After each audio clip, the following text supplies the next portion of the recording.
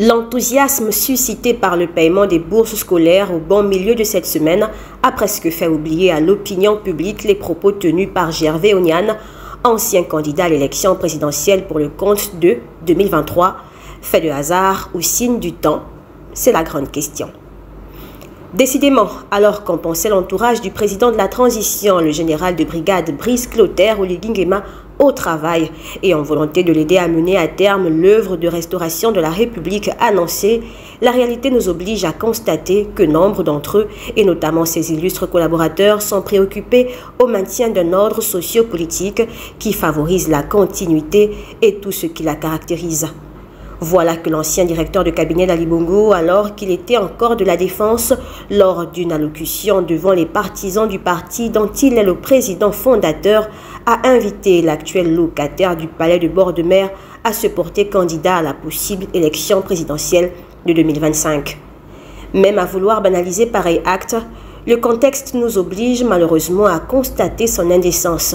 À tout juste 6 mois après le coup de liberté, et alors même que tout le monde peut objectivement observer que tout en matière de restauration des institutions politiques reste à faire, voilà qu'un homme qu'on croyait jusqu'alors patriote et épris de justice s'offre au discrédit. Il appelle déjà le président général à être candidat à la présidentielle au mépris des décisions qui peuvent résulter des concertations politiques à venir. Même à considérer que cet acte procède de la stratégie politique, vu que la compétence du natif de Yem en ce domaine ne semble souffrir d'aucune contestation, cela ne le rehausse pas pour autant.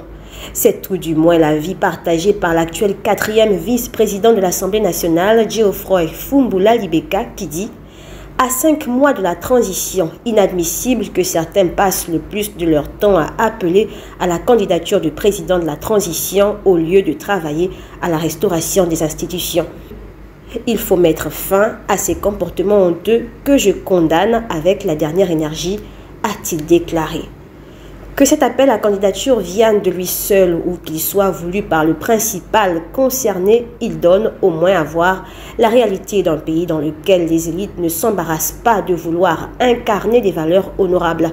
Considérer que l'heure est à la politique alors que le peuple tout entier attend des réels changements n'est d'aucune grandeur. Pire, c'est une indécence et d'une insondable ignominie.